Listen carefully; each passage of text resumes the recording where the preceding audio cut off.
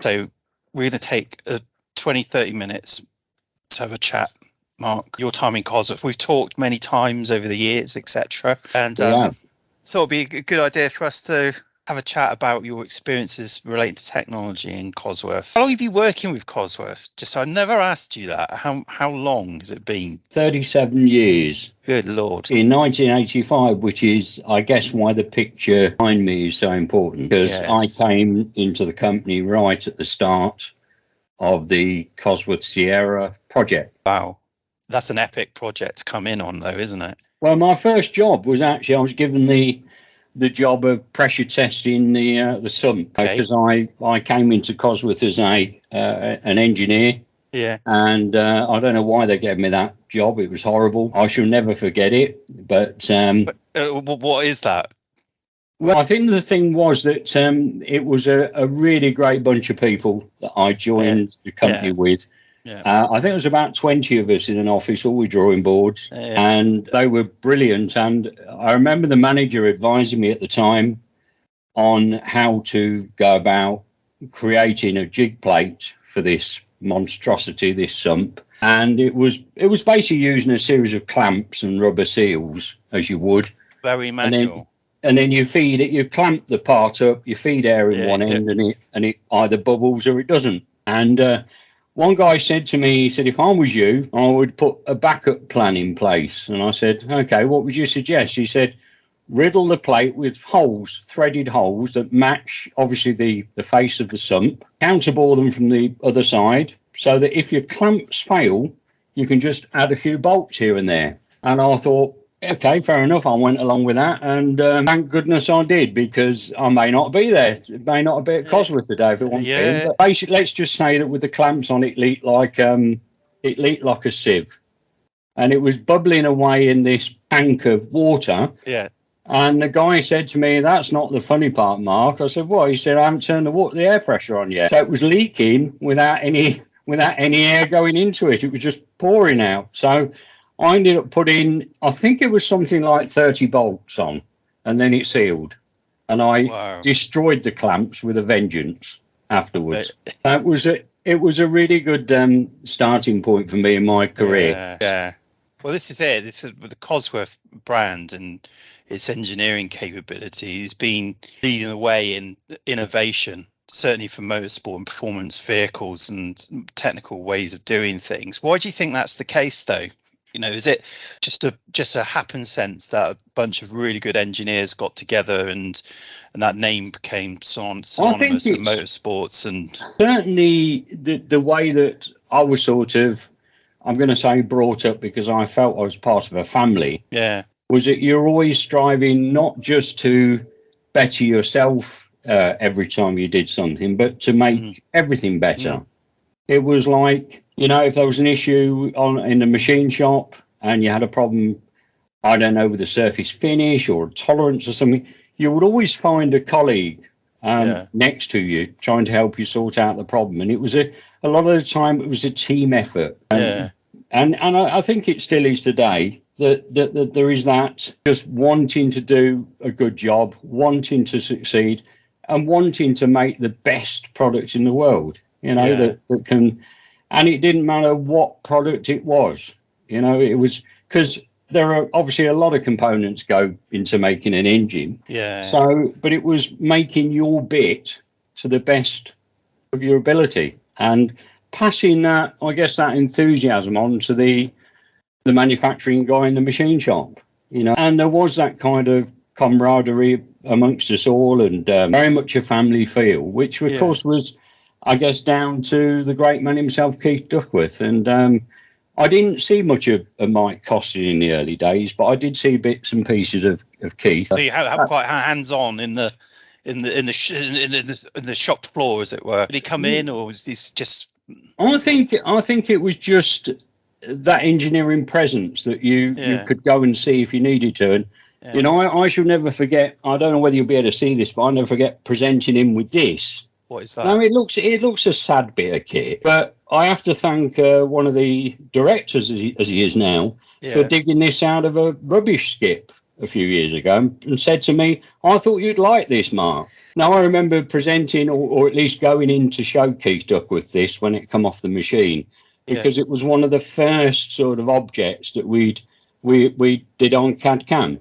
Oh, really? So the first bit of technology you used was for that. And what is that, though? Well, it's a trumpet former for carbon fibre. I must admit, I can't remember what engine, but it was one of the first, and it was on the machine for something like 60 hours, and it was sort of made in that attitude, like that, and then rotated, and the tool going up and down. And then by the time you'd polished it at the end, it came like that. Up until then, these things were more or less handmade.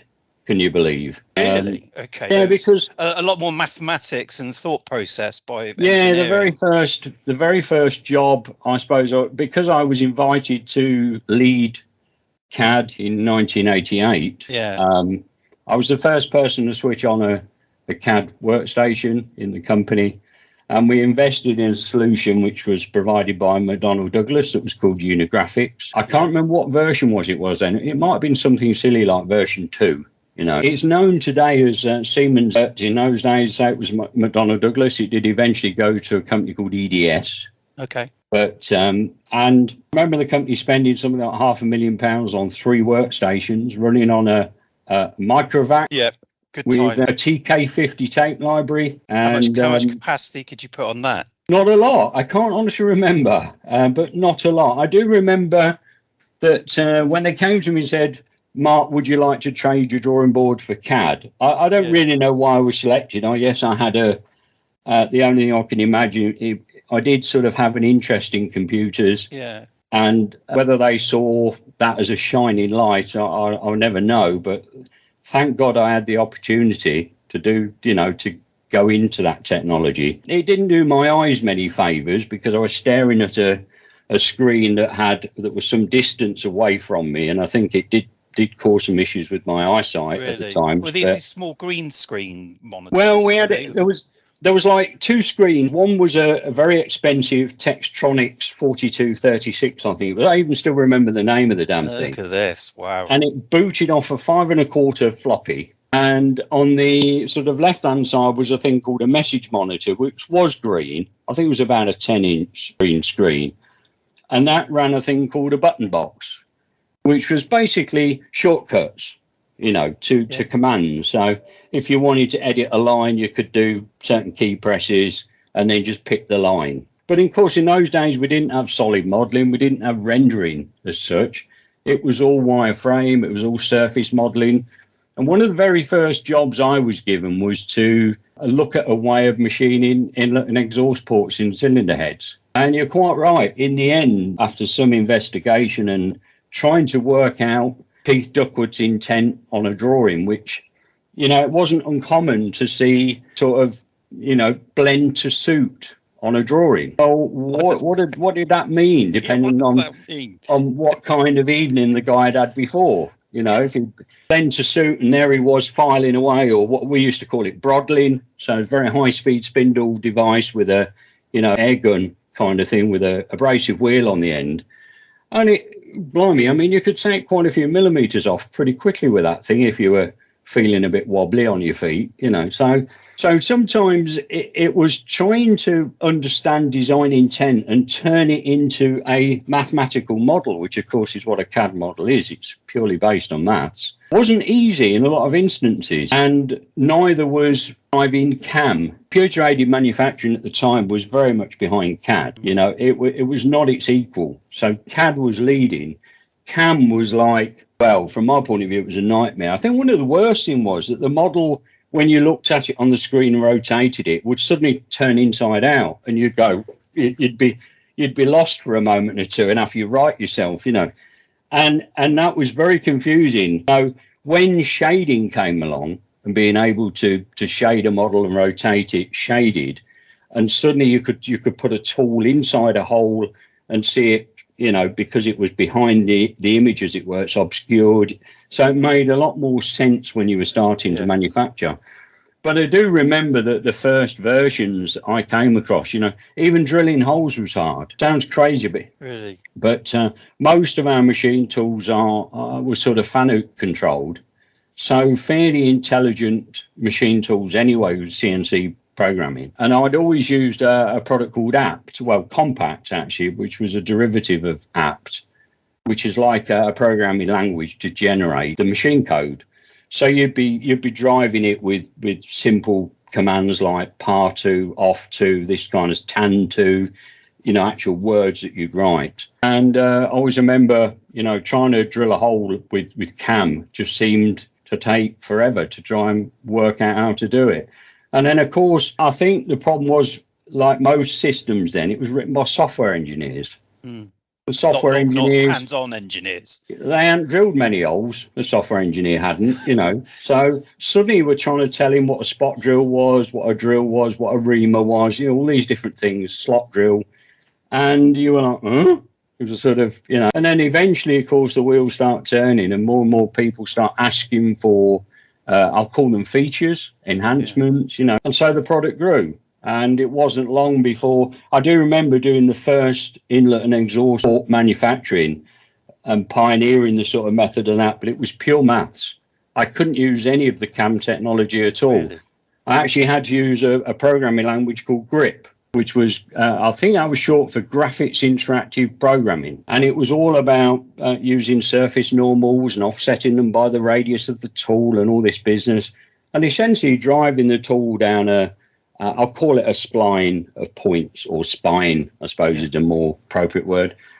But generating those points from the model is not something you could do straight the way using a CAM tool. Right. So early days was great CAD. Thought to probably do the drafting. Again, that was a bit of a black art, drafting was, and section views and things like that. But CAM was just seemed to me to be many years before it caught up.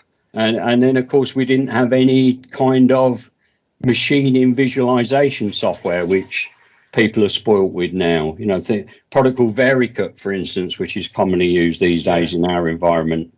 So you can see you can drive the tool using the G&M code that the machine is going to take, and actually see it rendering the removal of material. And the whole objective is collision detection. Because you've got to bear in mind, if you're driving around a £500,000 machine tool, the last thing you want on that machine tool is a knock or a bang against something expensive. What is collision detection then? What does that mean? Is that mean if you might compromise the tool as your? No, it's more like if, for instance, you really need to try and describe a zone around the components that are expensive outside the manufacturing part.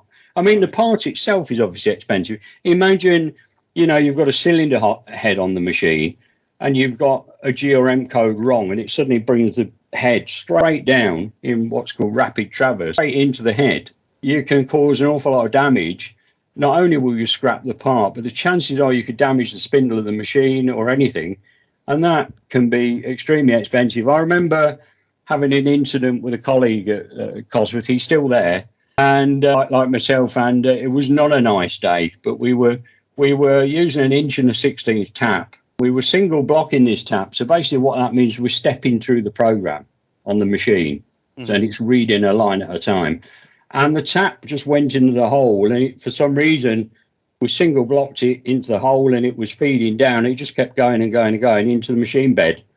And all we heard was this, and the machine just came to a grinding halt. And we caused £5,000 of damage to the spindle in that few seconds. Fairly scary size that one was. But I assume you're working with very expensive materials because of the weights and the performance required and the heat and all of these elements. So yeah, it's got to be a lot more precise these days than it was. So how's that changed? But you still, if you look at the Sierra RS Cosworth, everybody knows that vehicle. It's a beast. And the way it was made and the precision engineering used. But then you look at, like today, the Gordon Murray machine, and there's still very high performance vehicles. But what would you say is the significant difference, not in terms of vehicles, but the technology used behind it?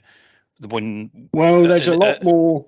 There's an awful lot more now machining from solid. In the days of the Sierra Cosworth, remember a lot of it was, in terms of the block, for instance, was a standard Ford block. Okay. That, so they would Ford would give you the block, and then you would not reverse engineer it, but make it better, drill it bigger, or yeah, I mean, standard parts. Whereas today it's power to weight ratio is a key importance, of course, yeah. and that's one of the developments of an engine is seeing how much material you can remove from the cylinder head, how much can you remove from it's all about reducing the weight, because obviously if you're getting the weight to power ratio right, then it's an advantage to everybody, that is. But I would have said there's a lot more machine from solid. So in other words, we used to have a lot of casting. Cam covers, for instance, were magnesium at one time. And at the time, I mean, we did try to embark on machining from solid, from solid aluminium lump. Is that an efficient way, or is cost-effective way to do it? And I think it is when you've got high-speed machines. You've got to be talking high-speed spindle. Yeah. So there's no point tickling the thing. You've got to attack it with some meaning. And I always remember us desperately wanting, at the time we were working on an airbox former, which there was 3 of us working on this thing. And it was quite a challenge for us because it was so big to start with. And we were making it in 3 sections and then effectively doweling it all together. And it was to make the carbon fibre shroud. Yeah. But it was, I guess we came out on top and thought, really, we could do a lot more than this within Cosworth. We knew there was a lot of parts going out to subcontractors that we could do. So even though we are, if you like, Cosworth, it didn't mean we got to make everything. There was still a department responsible for prototypes. There was a department responsible for buying out. So a lot of the time, even though we could potentially do the work, it still went out because we sometimes weren't cost effective. Our own internal cost rates meant that it was too expensive to do certain products in-house. So we'd specialise on the bits that we could do and didn't really want to go anywhere else, like cranks and cams and rods and things like that. But I think now, I walk around the machine shop and there's so many items that are made from solid aluminium and carved away. And it's just eye-opening. I just wish I'd had more of a chance to do it. I got turned away a few times, and it was. I suppose I perhaps didn't attack it in the right manner. I do get called grumpy a lot, probably, but that's only because of a wanting to do more. Are you with me? It's like you never stop. You can't stop. It's I want to do that. I can do that better than this. I can make it cheaper than this. So all this time is going around in your head. But of course, if somebody turned around and said, "I'm sorry, Mark, I was going out," you haven't got capacity on the machine. You haven't got production engineering time. You haven't got resource. You haven't got the tooling. There's not a lot you can do. You can't argue for everything, But has technology, though, now these days picked up for that? You're able to forecast what it's going to be, time, materials, and effort and cost to produce something, and that helps you make more informed decisions. Is that sort of how it works now? Well, don't forget, you've also got a lot of analysis tools. Right, I mentioned Vericut in manufacturing. Yeah. Obviously, CAD/CAM plays a big part. PLM system, but I think you also don't forget now you've got FEA, CFD. You've got all the ability of analysing flow, analysing whether something's going to break or not. Whereas there's a lot of modelling goes on before anything happens. Then iterations. Right, so you can do a lot of virtual iterations of certain simulations of things. I do remember many, many years ago, one of the top designers at Cosworth saying that, we don't need these computer systems. We know where something's going to break. And at the time, that was probably true, but I think now it's not true. You're trying to push the boundaries all the time. So I think any indication you can get back from a computer simulation has got to be worth listening to, right? And thinking, well, maybe that is bordering on failure. If we make it that thin, or we make it out of this material, or whatever. So I think nowadays there's a lot more areas where you can reduce, as I say, weight. because you've done analysis on the component behind the scenes, and you know hand on heart that the last one you made was perfect. So this one should be the same, unless there's something else going on that you've not forecast. But I think there's so many more tools at people's disposal now, which we didn't have. I mean, bearing in mind, I was talking to some guy the other day about us using paper tape to load into the machine, and he was like, paper tape, And would you believe we've still got a machine in the machine shop with a paper tape reader on it? And it sits there whirling away, the spindle does, ready to put a tape in. And I hadn't got any tape to show him, but I said to him that, we even occasionally had to go down in the machine shop and punch our own holes in the tape and splice the tapes like a bit like an old video camera film. Yeah, I know. And you could see his eyes glazing. He didn't really know what I was talking about. And I said to him, it used to take 45 minutes to punch a tape for some jobs. Imagine this machine punching away. And we used to collect because most of the tapes were pink, we used to collect the punchings and for confetti. And we actually used to put them in big plastic bags for confetti. And people who were having weddings, they'd come up and say, "Can I have some confetti, please?" And another big bag gone. Cosworth confetti. Yeah, but, you've got so many tools now. And, of course, I suppose in terms of manufacturing as well, you've got machines with a lot high-speed spindles, move a lot faster. Tooling has come a long way, so you've got much better control of the surface finish, the speeds and feeds. You've got better ways of measuring the tools to make sure the tools are accurate, so you can feed those parameters into the machine tool. The whole thing is just more and more geared up. I mean, there's so much we had to do by hand. Yeah.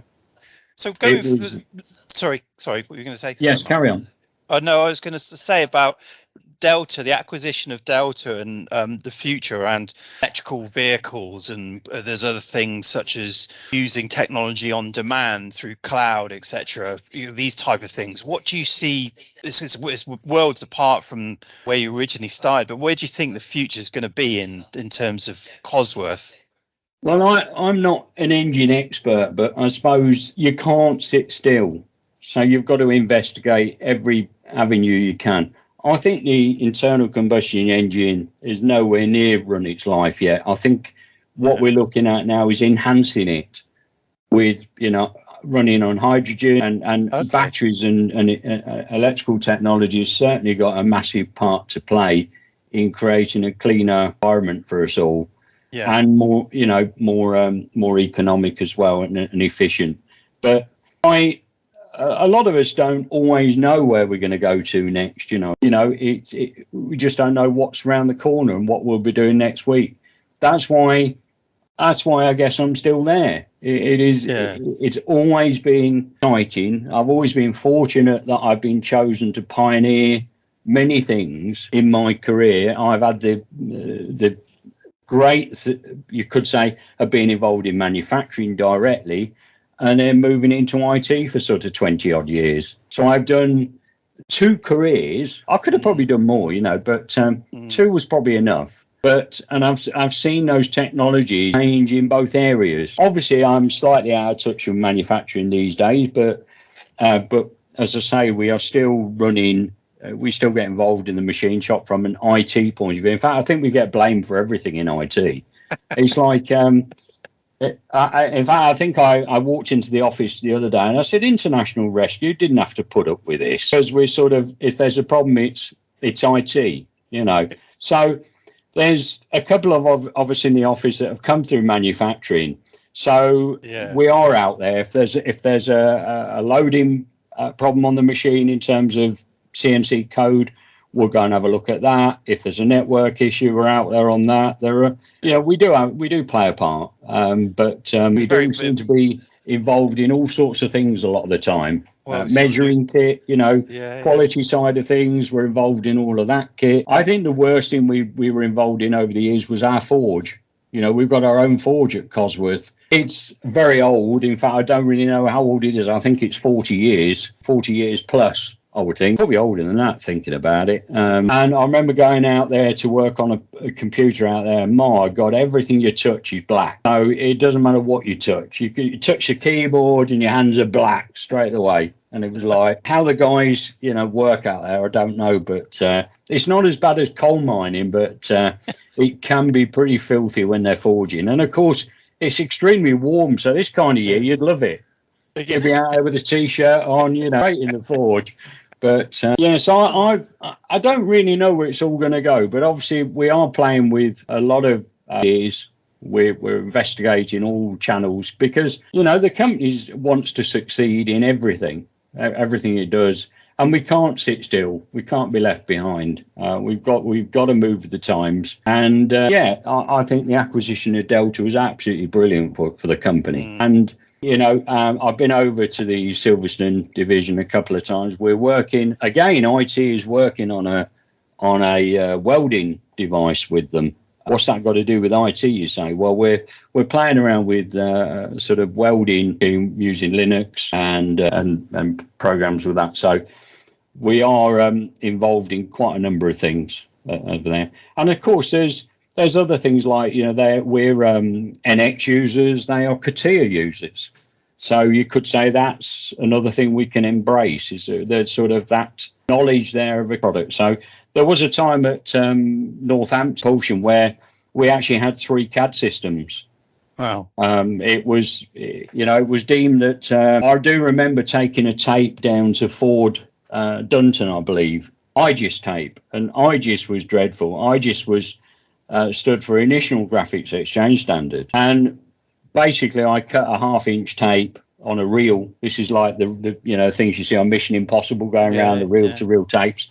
I remember driving all the way down to near Southend there, and the guy at Ford said, right, I'll just load it in, Mark, while we're going to get a coffee, and the tape was blank. And that was not quite one of my famous moments, but so there was a time when translators were not very good at all. It's a bit like going from English to French with half of it missing. So if the job was, I'd say, valuable to the business, obviously everything's valuable, but there are certain projects where you can see it being, 10 years. It's worth investing potentially in the same CAD system as the customer. And we did that a couple of times with Ford, and we ended up running CADS 4X, computer vision CADS 4X at one point, and we were running other systems as well. And it might, even if it's only a couple of seats, it can bring the work in.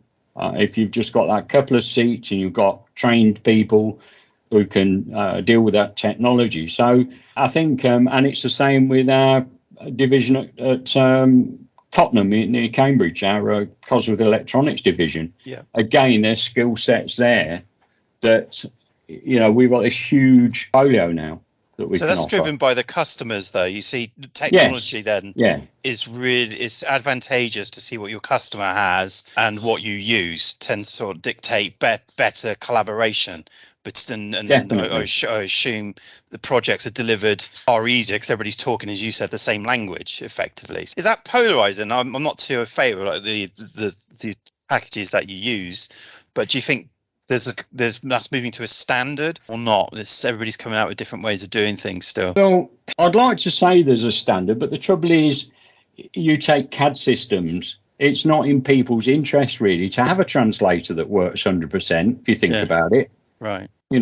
They don't want you necessarily to be able to translate directly from CATIA to NX or whatever it may be. Yeah, sure. Because it sort of almost stops you buying the CAD system that they're trying to sell. But I think it's just that I do remember, as I say, going back in time, that it was probably during the late 90s when there was a big issue around Ford wanting everyone to have the same system as Ford. Yeah. And it was a massive sort of remit that came to Cosworth, and it hit the company quite hard in terms of what are we going to do, because we'd invested quite a lot of money in Unigraphics at the time, and this meant changing systems or doing something. We were all a bit in the dark with it.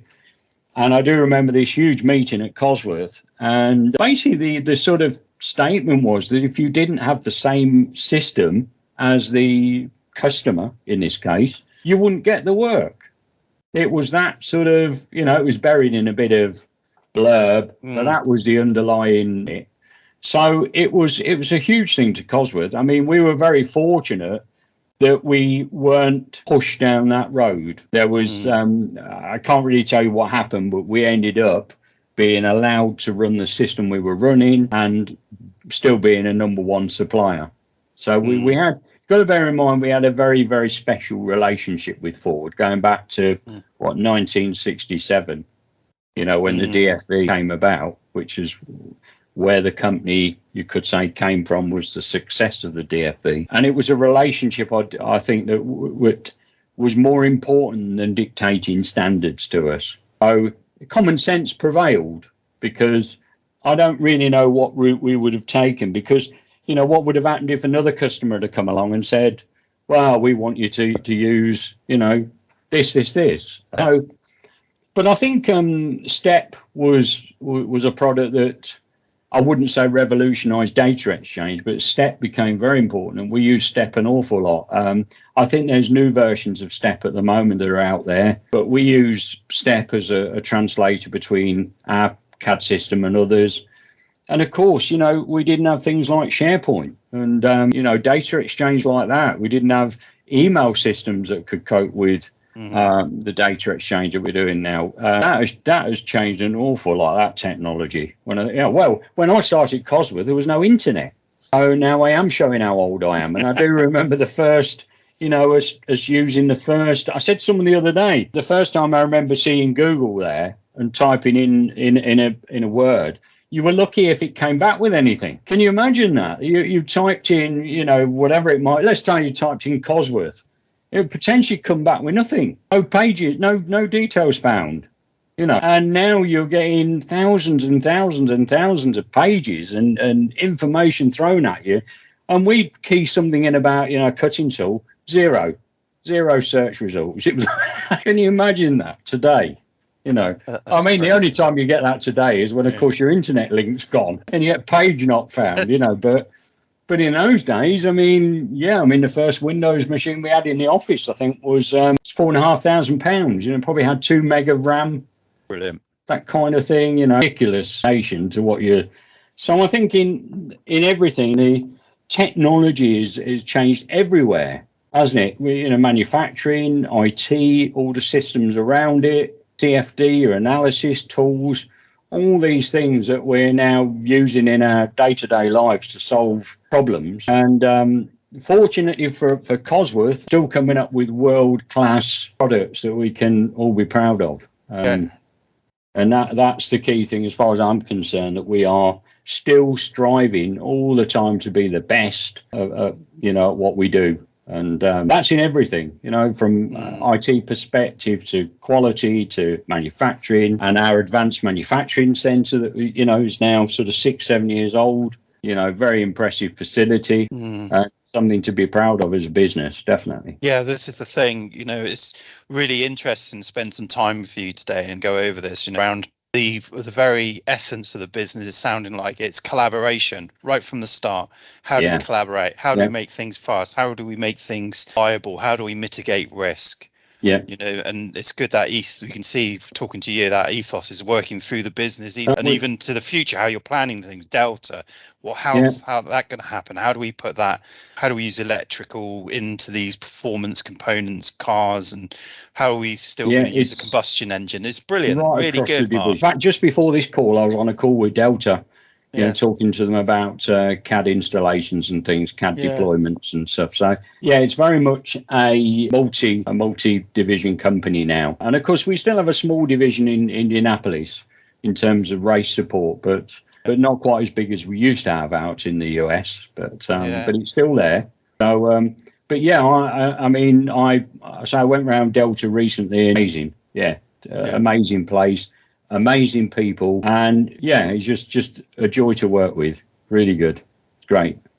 Okay, well, that's great, Mark. Really appreciate your time. You, sir, are a legend.